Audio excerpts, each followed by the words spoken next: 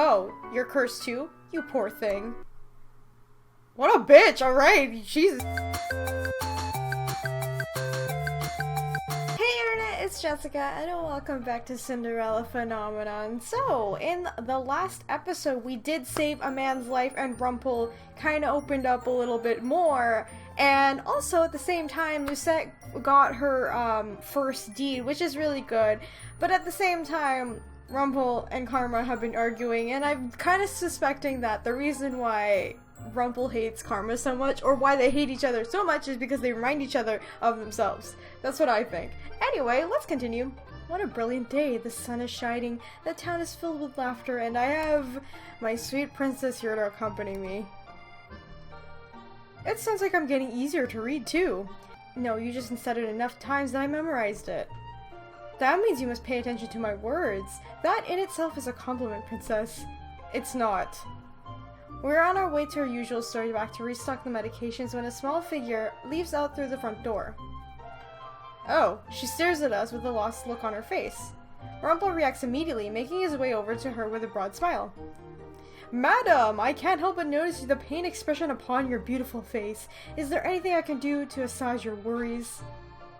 For seeing your lovely face shadowed by such sadness stabs you right in the heart. Oh my god. The woman stares at Rumpel, dumbfounded. His smile wavers and he takes a step back, suddenly looking alarmed. Oh, I'm sorry. It's you. Huh? I'm sorry. I'm so sorry. This is awkward, madam, but I'm afraid I don't know you. What? Or do I? Do I know you? I take a step forward and look at the woman flatly. He has been cursed. He has amnesia. Amnesia? The woman stares at Rumpel, scrutinizing him. You do seem different. Changed from before in any case. So you knew me before? How terrible is it of me to forget such a lovely face? Perhaps you could help me remember? Oh my god, no! The usual flirty suggestion in his voice, but the woman seems unaffected. I can help you remember. You can? It's no wonder I can't remember your name. You have the Fairytale Curse, don't you? Who is this woman? You truly don't remember me? I'm sorry. The woman looks conflicted, but the expression on her face is gone fast as it disappears. I'm Bria, your fiance. Ooh! Oh shit! What? He had a fiance? Ooh, fuck! Whoa, drama! Oh, I wasn't expecting that. I legit thought she was gonna say at least girlfriend, or like ex-girlfriend or something like that. Dude, whoa. What? The shock is apparent on my face, but nowhere near as impressive as the astonishment on Rumpel's face. My fiance? She has to be lying. How can Rumpel possibly have a fiance with the way that he is? He's barely able to dedicate himself to a single woman for an hour. Bria takes a step forward and takes Rumpel's hand in her own. You don't remember holding my hands like this when you took me to the forest and proposed to me? Rumpel opens his mouth, but no words escape. He reminds me of a lost dog all of a sudden, with his eyes so wide. Wait a second! Is it just because of the curse is the reason why she didn't recognize him immediately? Is that the reason why she was just like, oh, I know you now, like, you know what I mean? I don't fucking know. Bria runs her fingers over his hands. I loved you, and you loved me, and I still love you very much. I don't remember this. How can I help you to remember?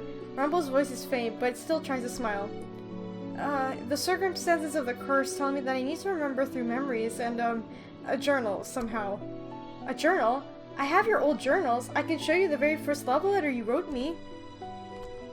If that helps. I mean, if it's true, then yeah, why not? Bria starts walking, her hands still clasped to Rumpel's. I stare after them for a few moments, trying to piece together what is happening in my head. I chase after them. Yo, this is so awkward. Bria enters the house, one that Rumpel stares at in awe. When she comes back out, she is holding a journal. She hands it to Rumpel, then opens the first page. This is a little embarrassing, but there it is. You compiled your letters into a journal. The Rumpel slowly reads over the words, and then I notice a strange glazed look come back into his eyes as the expression grows more somber. That's like the last time when he remembered that he was a doctor. Bria turns to me as Rumpel is reading, her eyebrows arch. And who are you? His partner. Partner? We're helping each other with our curses. Oh, you're cursed too? You poor thing. What a bitch, alright. Jesus, you don't need to fucking- oh my god. Anyway, Bria's voice is flat. She's glaring at me beneath her smile. I have done nothing to merit this distrust from her. And I cannot help to bring myself to trust her either. Bria? Rumpel looks up from the journal and stares at her. Yes, sweet? Rumpel's melancholy expression throws me off. Last time he was so excited is when he realized that he was the doctor, but now his expression is heartbreaking. I remember. I did propose to you. In the forest, when it was dark, You set up a little lights around the clearing. We spoke for a while, and then you got down on your knee, and you dropping the ring. It had fallen into the roots of some tree. We only noticed it when the bird came to pluck it out of the bramble. I had no idea what you were looking for, but I chased after the bird. And you got the ring back, and you knew. Bria holds out her hand, and I noticed a beautiful red-green gem on her ring finger. Yo, this is so awkward. What the fuck? It was still charming, though. I laughed for so long because it felt so memorable. Plucking your engagement ring out of a bird's beak. You're right. Rumpel smiles, a little uncertainly. In that moment, I feel him turn away from me. He does not even realize that I'm there, standing with Bria. Why am I feeling so uncomfortable? I mean, let's just disregard the fact that she likes Rumpel, okay? Even if she didn't have any feelings for him, this is really fucking awkward, you know what I mean? You said you were helping Rumpel with his curse, yes? She turns to me. There's no worry, I can help him now. That's what couples do. Okay, you know, I understand if he's your fiancé, you don't need to go all like, he's my man or whatever, like, oh my god. Ugh, God, I hate when people do that, like, fucking relax, okay? I have to force the pity out of my heart. I have to force myself to think rationally. Something still seems off about this, but Rumpel remembers, which means this is the truth, isn't it? Oh shit, I need to save. I'm still his partner? I still feel something is wrong. I do not trust this woman. Do you know anything about him, dear? Have you helped him regain any of his memories? She was with me when I regained my memory. Lucette is a very valuable good luck charm. Rumpel flashes a small smile at me before turning to Bria. Her eyes seem a lot colder now. Tell me, what do you go by now? Until we figure out your name. I need something to call you. Rumpel. Bria's cold gaze falls on me, and I can sense something in them that surprises me. Jealousy? Why would she be jealous of me? Rumpel. Would you maybe want to come back home with me? What? I know you must be overwhelmed, but our home might be able to help you remember some things. I'm sorry. Actually, I have a patient somewhere else that I need to tend to. Bria's eyes flash briefly. Her frown is there for a second before she smiles again. You were always good with your patients. I'm sorry. It's okay, I understand that you're overwhelmed. But remember, now that I'm here for you too, I want to mend things, to make them go back to what they were before. How about you look over that journal, and then we meet again tomorrow. We can take one step at a time. I would like that. We can get to know each other again, and in time, I'm sure you'll remember what we used to have. I loved you, and I did too. I still do. A slight shiver runs down my spine as I stare at the two of them. There is that uncomfortable feeling once again. Bria and Rumpel agree on the spot to meet tomorrow, and then she leans up and kisses Rumpel on the cheek. He puts his hand on his cheek as she walks off with a gentle smile on her face. Are you okay? He looks at me for a few moments. I feel his gaze linger longer than it normally does on my own eyes. Then he smiles and laughs. Of course I am, Princess. I just remembered something about my own past. I'm guessing that the second entry has appeared in my journal by now. I can't wait to get back to the Martian and read it. Bria has the rest of the journals, so I might be able to try to remember everything if I talk to her, including your love for her. He sighs out before he proclaims that we would finish our errands. I follow him around town, though the scenery lacks its usual vibrancy. Rumpel doesn't speak to anyone, not even the girls, while we walk. He keeps his eyes focused on the ground, and when he speaks to the shop owners, his cheer is lukewarm at best. I try to start a conversation with him many times, but he shies away from talking. I feel like there's something he's not telling me. Maybe she did something. Because there's a reason why she said we should mend this, like, we should fix this relationship. Pretty sure something happened with them. When we arrive at the Martian, Rumpel quickly excuses himself, not even sharing his empathy about the past with anyone. What has him so bent out of shape? He just regained another memory. I'm assuming he's just going to read about it now. It's not like him to hide things. I hope Rumpel is okay. It has been about a week since Rumpel regained his last memory. He has been meeting with Bria since then. But he still hasn't told me about the memory from the journal. He does not flirt with any girls. When he sees me, his smile looks broken. He spends the days visiting Bria and tending to Parfait. You worried about Rumpel, aren't you? Why would I be worried about him? Because Rumpel is no longer able to run errands with me, Waltz decided to take his place. But Waltz's presence cannot make up for Rumpel's absence. He'll be fine, Princess. He's still figuring things out. I do not trust that woman. His fiancée? She appeared out of nowhere. People who aren't cursed can't find the tavern, Princess. She would have never been able to find him. So really, the only place she could have met him was out here, in the nowhere. I can tell that he's teasing me, but it does a little to lift my spirits. I know. Waltz sighs. If you don't trust her, why not just ask around for her? She obviously does not want to talk to me. No, I mean ask others about her. So long as you find other ways to phrase your intentions honestly, I think they might understand you. Rumpel says my honesty is good, but I also know that the way I speak frustrates many people. Come on, I'll help. Okay, at least Waltz is gonna help us. Waltz approaches the flower shop where several people are gathered to look at fresh flowers. Excuse me, madam, sir. I was wondering if you knew anything about someone named Bria. We hear that she's engaged to a friend of ours, but he hasn't said much about her. Everyone calls me blunt, but I would never question others so openly. Does Waltz really expect the people here to be so open to him?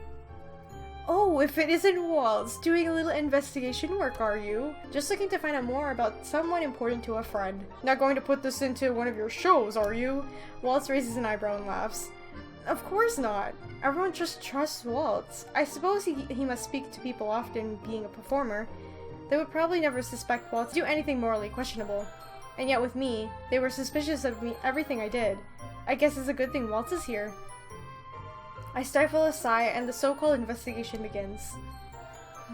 But Bria, I was under the impression that her fiancé wasn't seeing her anymore. Bria? Oh, poor Bria. I hear that poor dear made a mistake and that her fiancé threw her out for it. Oh shit. Oh, I get it. Maybe she fucking cheated on him, and then that's the reason why Rumpel is like flirting with everybody. That could be why, you know what I mean? I don't know.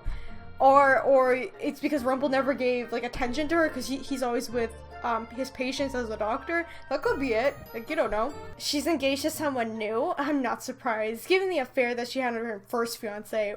Ooh, I was right! Excuse me, what did you say?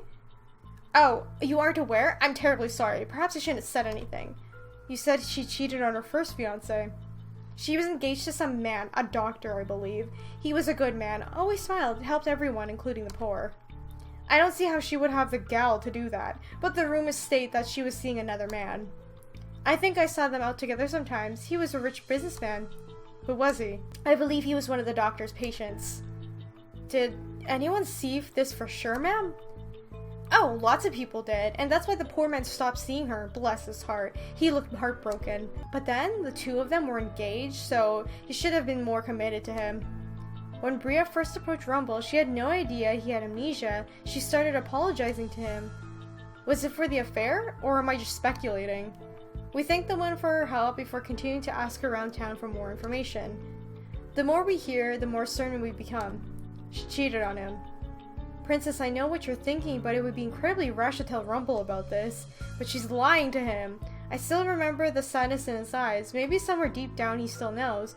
Did his journal entry not say anything? You can try talking to him, Princess, but without any evidence, we're still going off rumors. If you were wrong, I think that would hurt the situation a lot more. I'm forced to acknowledge Waltz's reasoning. As much as I want to tell Rumpel right now, I do not even know where he is. We finish our errands for the day and return to the Martian, where I complete my chores around the tavern before retiring to bed. I knew it! It was so obvious that she cheated on him because of the way she was speaking. Oh god. Later that night, after turning for hours in bed without any success of sleep, I make my way downstairs for a glass of milk. I stop abruptly at the sound of hushed voices. Parfait and Rumpel are sitting together at the table, their voice soft. It means a lot that you're still taking care of me, even with everything that you have on your plate. When things are uncertain as they are right now, the little things that remain the same are actually comforting.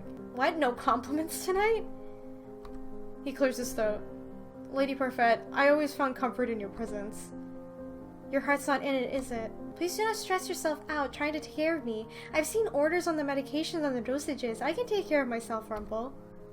I owe you and Lady Delora for letting me stay here. Even now, you could have kicked me out, yet I'm still here.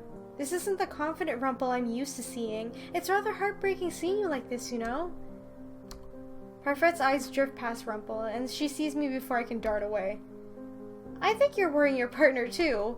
Rumpel turns to the seat and stares at me. Princess? I slowly make my way towards them. I'm sorry, Princess. I haven't been trying to help you at all. It's fine. Parfait's right, though. It's not like you to be so pitiful. Your words are so sharp as ever. I glance at Parfait curiously. The light of the tavern lights up her face dimly, making it look more ghostly than usual. She looks sicklier. Do I look like a ghost, Princess? Yes. By the time night comes around, I am utterly exhausted. You said you were like this because of the Tenebrium Lucius you have to take care of? That's correct. I used to be able to watch over it more easily, but now with the balance between both crystals lost in the kingdom, it's getting harder. This responsibility is a big burden. It is a heavy toll on my body. But that doesn't diminish any part of my pride. I am proud to bear this responsibility. Someone needs to do it, and I'm very glad that I can help so many people through bearing this burden. What would happen if you just let the responsibility go? There would be even more chaos than there is now. What if the Tenebrium Bearer? Would they not help you with your stress? There's no Tenebrium Bearer currently. What? Parfait stares at me for a few moments, a complicated expression on her face, then suddenly she sighs. Please do not worry about me, Princess. I lived a good life. I just want to do more good while I still live. I'm very lucky to be surrounded by so many good people. Anyway, the two of you should be off to bed soon. I can tell you're both tired. Parfait paused to look at me, eyebrows still arched. Oh, before you go, there's something I mean to ask you. Ask me? Parfait crosses her arms and looks at me tearfully for a few moments. The look isn't like her and it almost concerns me. She looks uncertain of something, though I cannot imagine what it is. What could she want to discuss with me? I wanted to ask if you are free the day after tomorrow. I am free whenever my schedule says I am. Then if you can spare 20 or minutes or so, I want to speak with you about something very important. Her fucking mother. Important? I suppose you could say it's related to your curse. Fine. Parfait smiles at us before walking back to her room, leaving me alone with Rumpel. Rumpel smiles at me uncertainly. For a few moments, I think he might actually talk to me, but then he rushes off giving me an apology. I watch him walk up the stairs, my heart sinking. I need to know what's going on with him. I think he just feels bad because he likes her, but then he's just like, I'm engaged, or I'm engaged, you know what I mean? Today is my day off. I keep on the lookout for Rumpel. Eventually, I see him making his way down the staircase. He doesn't look quite as disheartened as last night, but his expression is still rather somber. He says good morning to everyone, as he usually does, and then walks out through the front door. And that's my cue. Falling behind Rumpel without being seen proves to be remarkably easy. Even if his perspective won't be expecting me to follow him when I normally work during these hours. He makes his way through the town until he comes to a stop at a little cafe in the main plaza. It is cleverly hidden, just slightly out of view, not at all plain view like the rest of the shops. Bria is sitting, waiting for him at the table with a journal. The way she smiles at him numbs my heart. I make my way over to the nearby fountain and crouch beside it to keep out of view. I can hear their conversation, just barely from where I sit. You know, I've been searching you for a long time when I saw you. You suddenly disappeared from the house one night and I couldn't find you. Why did I leave the house? I don't know. Was it a fight? No, not a fight. We rarely ever fought. We made a promise when you gave me this ring. We promised we would never make each other sad. I close my eyes and breathe. Bria's word drives a bitterness through my heart. After everything I heard, it's possible those rumors were baseless, but isn't it also possible that they were the truth? And Rumpel mentioned a fight. Now this is my chance to tell him. Ooh, shit. Hang on, I want to save. I feel like I don't want to jump out yet. I feel like it's too soon. Is that just me? Because, like, at least if he gets the last journal, then I can jump out and, like, cut the bitch. You know what I mean? So I think let me try reconsider first. But if somehow everything that we have heard was one big lie, would I hurt Rumpel? I also have my pride. I cannot just accuse someone even if I feel like Bria is guilty of something. I step away from the fountain, meaning to head back the way that I came, even if the situation sounds wrong. I feel that Rumpel would hate me getting involved. I am surprised when he calls my name. Princess? What are you doing here? He saw me. Did he know I was behind the fountain? Spying, are we? I make my way over to the table, to where Rumpel is looking at me with worry, and Bria is openly scowling at me. Is there something wrong, Miss Partner? Not with me, but perhaps with you. Excuse me? You seem to have quite the reputation. Princess?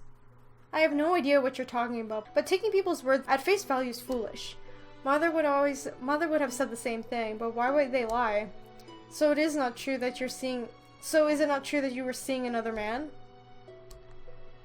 How dare you? Bria stands up and glares at me. I frown at her. Her anger does not faze me. She seems like a petulant child.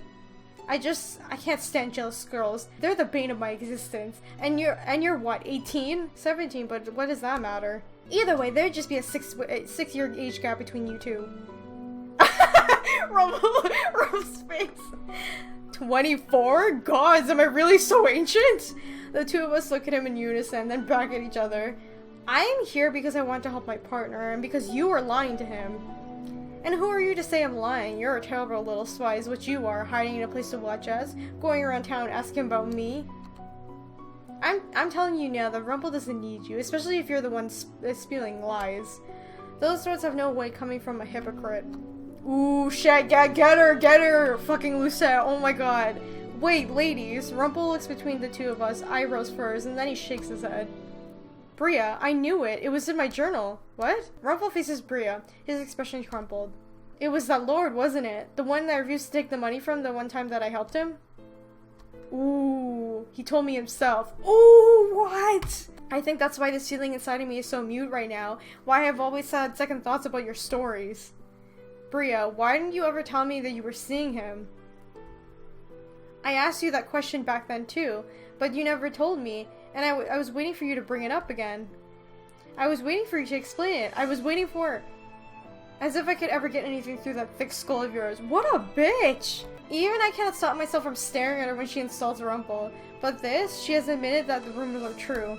Even if I explain myself, all you would ever say is that you were sorry, but nothing ever changed. What did I do that was so wrong?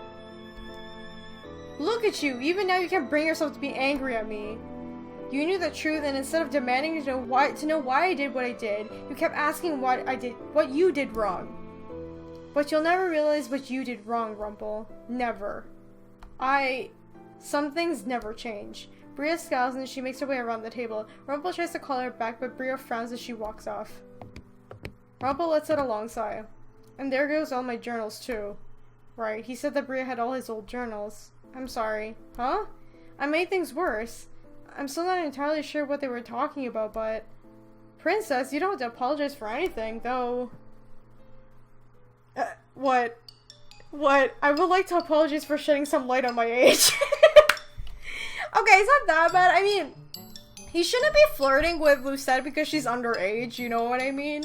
Like, even if she is 18, she's still, like, young, in my opinion. What?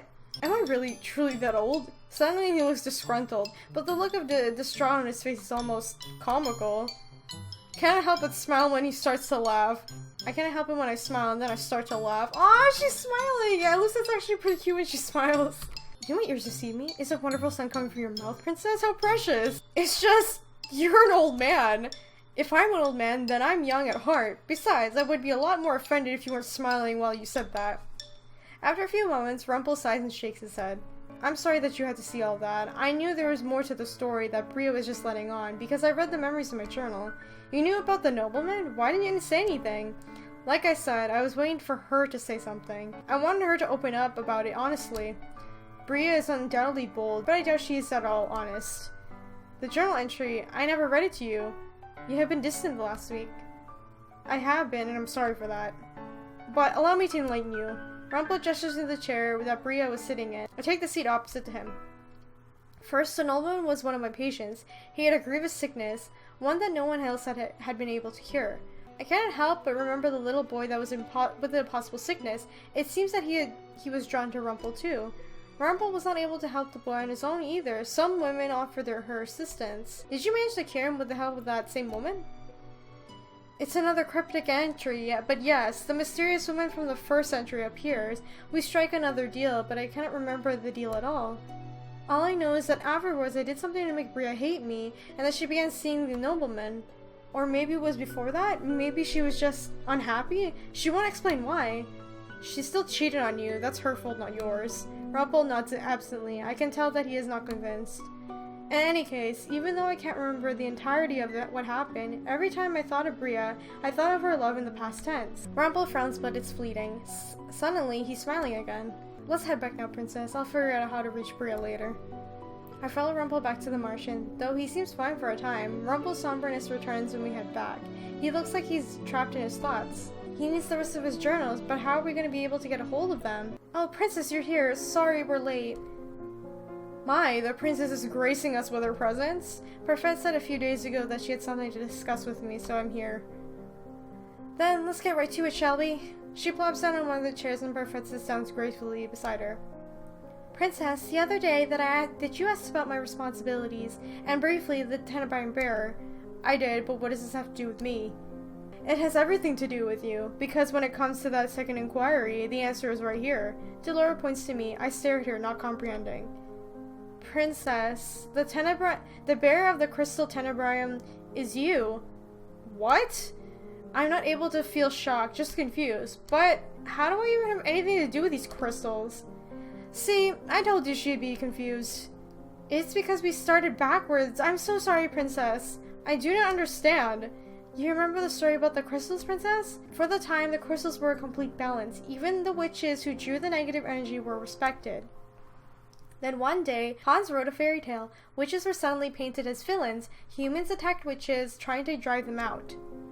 Their leader, who just happened to be my best friend, was hard-pressed to try to keep peace. She was the original bearer of the crystal. But as the witches were killed and thrown out, she found her patience wearing thin. She killed a human, the ultimate taboo, and that there was nothing we could do but to stop her. This bearer, the leader of the witches, the bearer of the crystallum, is someone you know, or someone you knew. She erased all of your memories, made you think that the fairy tales were evil, that humans were terrible. I feel something dark is stirring inside me. A sharp pain cuts through my heart, making it hard to breathe. The previous bearer of the crystal was your mother, princess. Hildur. What did I say before Hildur? I don't fucking know. Anyway, mother. The leader of the witches. That's impossible. Mother's not a witch. But she was, the strongest of them all. When she died, she kept some of the power sealed within the crystal, which is why it still allows fairytale curses to be spread. What kind of lie is this? I cannot use magic? My mother never told me that she was a witch. She would have told me. It sounds like it, doesn't it? But I assure you, princess, we would never lie to you about something like this. As impossible as it seems, you are a witch. Your power won't manifest until you're 18, and at the time you will inherit control of the crystal. Since your birthday is soon, this is your last chance to teach you goodness. Your mother's been shielding you from it for so long. We trusted you were different from her, and you are. But mother was the only one that ever loved me. She stole away your memories and made you hate the world. Delora, she was fostering hatred in you, making you just like her. You do not know anything about mother. I stand up, raging coiling inside me like a snake. Lucette, I know a lot about her, more than you will ever know. No. The truth is hard, princess, but eventually we all have to face it. Hildur was my beloved friend. Facing her was the hardest thing I have ever done. We only want to help you. Well, you're not very good at it. I turn my heels and storm out of the room. I feel there was more to what Delora and Parfait wanted to say to me, but I cannot stand to hear them right now. I walk into the clearing and sit against the tree, furiously rubbing at my eyes and trying to clear the dangerously watery eyes. Showing emotion is weak. I sit there for a long time in the clearing, trying to calm myself. My thoughts spin out of control. Princess? I see him at the corner of my eye, standing between the two trees, his eyebrows knit together with worry. What, you were listening? Listening? No, I came back to look for you in your room. When I came downstairs, Parfait told me that you had ran out into the forest. May I sit next to you? I say nothing and he walks over to me. He sits down beside me, his hands resting on his knees as he looks up at the canopies of the tree. Thank you for today, princess, for coming after me and trying to make things right. I'm not in the mood to talk about this right now. My thoughts are too scrambled.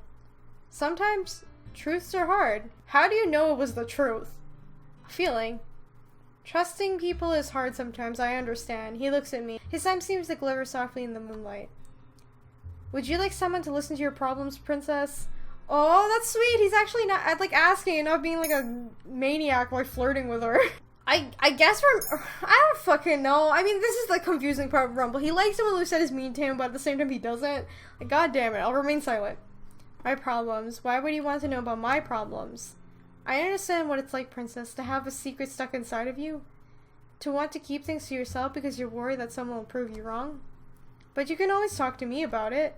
Why are you so interested in my problems? I told you before that the best thing you can do is to listen to a person. That's how you learn to sympathize.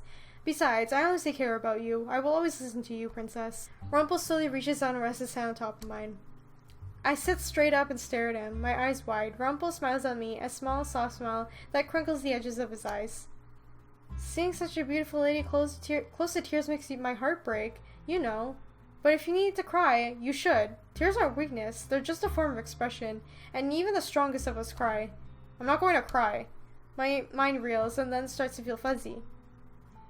Definitely the Ice Princess. The title startles me out of my thoughts. I stare at him pointedly, beginning to grimace, but then Rumpel smiles. I always thought it was a delicate name, suitable for the strong, beautiful woman. Seeing you like this, it makes me realize that the name suits you. Perhaps if everyone else meant it that way, it would not be such a terrible title. Rumpel slowly takes his hand away and smile. Though his insistence on hearing me out, I insist the opposite. For now, I want to keep my discussion with my friend Delore to myself. I still need time to process it. For tonight, I just want to forget that the conversation ever happened. For some time, the two of us are silent. There are no words exchanged between the two of us, but the silence is comfortable. Then, eventually, Rumpel puts out a hand on my shoulder. Things will work out, princess. I hope so. I stand to excuse myself. Good night, Rumpel. I turn and walk away. Good night, my sweet princess. Chapter 7, Muddled Truths. We're near the end already. Okay, guys, I'm gonna end the episode right here. So I hope you guys enjoyed. I'm glad that we finally fucking unlocked another journal entry for Rumpel, and damn, that was a twist. I really didn't think he was engaged. I thought at most he had a girlfriend. That's what I thought. But yeah, please let me know in the comments what you guys thought. And if you enjoyed this video, remember to leave a like, comment, and subscribe to join the companions. And if you would like to help support the channel on Patreon, there's a link in the description. Get early access to videos for Patreon only, the Discord server to come talk to me, and a bunch of other stuff. Or if you like to check out my store, that's another way you can help support the channel. Alright. Well, yeah, we'll continue this. We're near the end, and definitely I will see both endings, good and bad, just because I want to see the whole thing. But yeah, I'm really excited because we're close to finishing Rumpel's story, and trying to figure out like what he did in his past is making me question, because I figured the reason why he was cursed is because he was trying to save so many people, but I'm wondering maybe it's something else. I don't know. Anyway, I'll see you guys in the next episode. Bye! Oh! What the hell is this? Why is there like skeletons everywhere? The fuck? Whoa! Then pounded his fist into the floor. Ow! I dropped his flaming sword, damn it! He held his right hand, soothing himself till he heard a knock on his door. Alistair? Alistair, are you alright? You gotta